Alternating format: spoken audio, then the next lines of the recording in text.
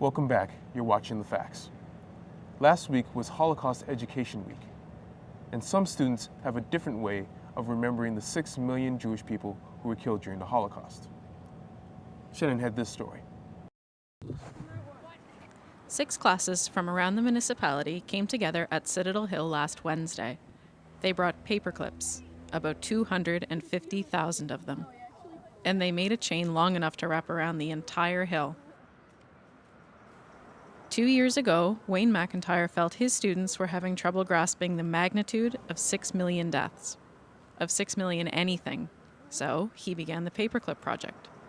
I think it's been very tactile for them, and I think it's amazing for them to see that this is only 1/60th of people who lost their lives, and these are only chains. This is not even the size of a person. McIntyre's plan worked. The students who participated spoke about what they learned and what the paperclips mean. Each clip is a human life.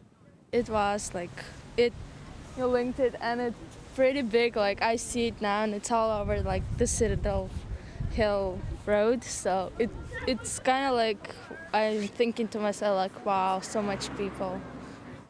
Philip Reitman watched the chain form from the sidewalk. He has no problem conceptualizing the loss because he saw it happen.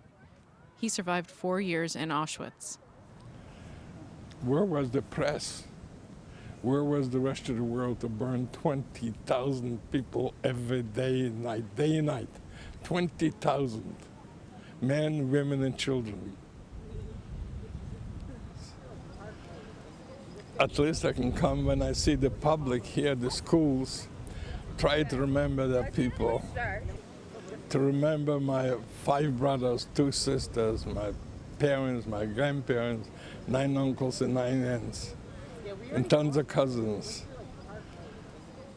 Reitman knows loss most of us can't imagine. He remembers the day he was tattooed. He was 14. How can you forget this? With an ordinary pen stabbed into you. And thousands of people behind me getting numbers. And very few were survived. The gesture of paperclips is powerful, but when Reitman speaks of the Holocaust, the symbolism seems profound and absurd. McIntyre wants to create a genocide museum, a place students can learn about human rights. Reitman will continue speaking out. His message is urgent. He's afraid we're forgetting how the Holocaust happened, forgetting what hate can do, and that we can stop it. For The Facts, I'm Shannon MacDougall. Edith Gelbard is a Holocaust survivor. She'll never forget. She doesn't want you to forget either. Alyssa Fair has more. Gelbard was born in Austria in 1932. She was only 6 years old when her family fled the Nazis. They were able to escape because her father was a semi-professional soccer player, and a Gestapo recognized him and let them out of the country. 8 years ago, Gelbard started to tell her story, and last week she shared it with an audience at Dalhousie University.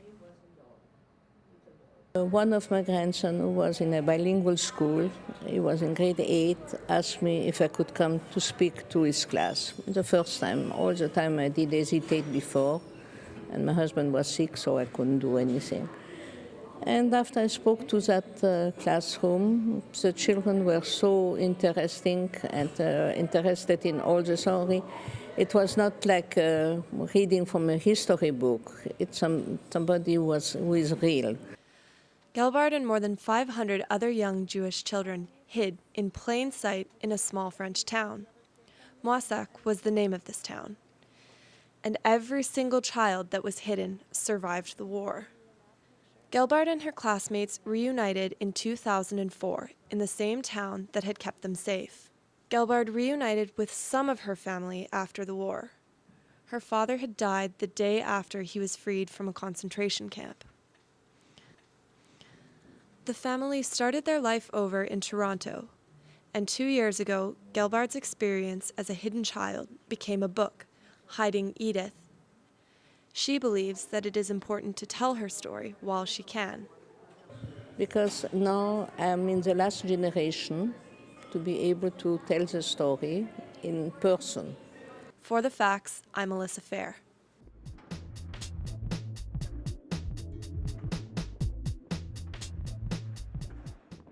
Their motto is, "We're not blocking traffic, we are traffic."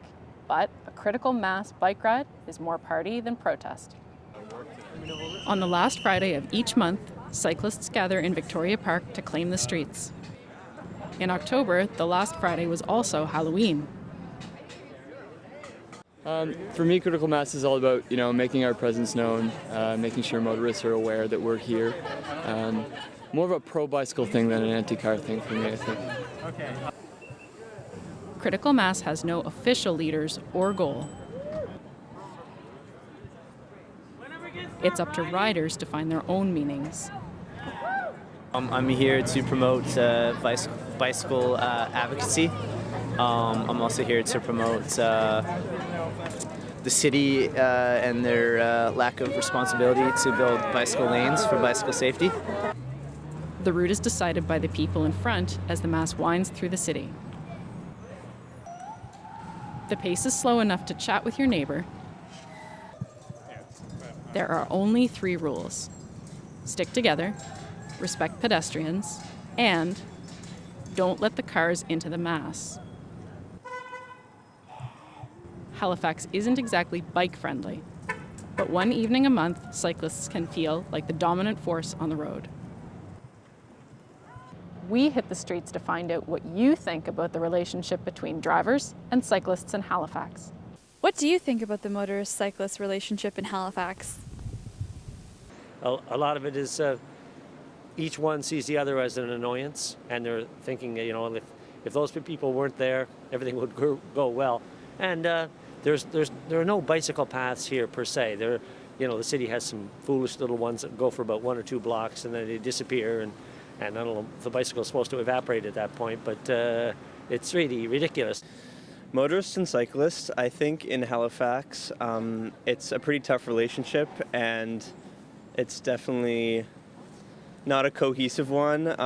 All the motorists I know kind of bash the cyclists for either taking up too much road space, or personally I've seen cyclists not using the right hand signals when turning, and it's great that they're using signals, and I'd love to share the road with them and use those proper hand signals if they're turning left, but you see them signal right and go left, and you're like, ah.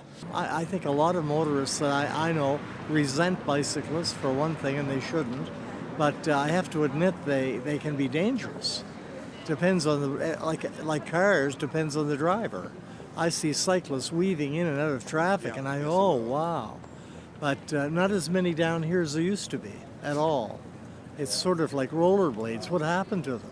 Well, I think we as drivers, I don't cycle, but I really think that we have to be more alert to them on the road. They should, and I think they legally have to follow the same rules that we do as cyclists, and I only wish they would more often. I think it's tense at best. I think it's difficult being a cyclist, particularly in a big city like this, where there's very little accommodation made to cyclists at all. And I think it's scary because sometimes people get hurt. I think there needs to be a recognition that both motorists and car drivers have a right to have access to the road. And I think it's very difficult to do that. I think particularly in the time of rising fuel prices, I think it's really smart to make accommodations for cyclists. And I don't think we do that. I'm conscious of always feeling like there's about to be a close call because there isn't accommodation for cyclists. It isn't a really cycle-friendly city. I don't think the city has properly planned for cyclists. So I think the relationship is probably rocky just because there isn't the infrastructure to support cycling. I think they're very brave if they're cycling through the city, frankly. So I think it's just there's some really great areas where there's bike paths and where are bike lanes through the city and coming down the highways. And I think there should be more of those in the city as well because it is quite hazardous if you're downtown on the really busy streets, and especially at night when you can't really see cyclists as clearly. Although some of them don't wear enough reflective equipment either, but it would help for sure. That's it for this week's episode of The Facts. Next week, we'll be taking a look at Remembrance Day stories. Have a great night. See you next week.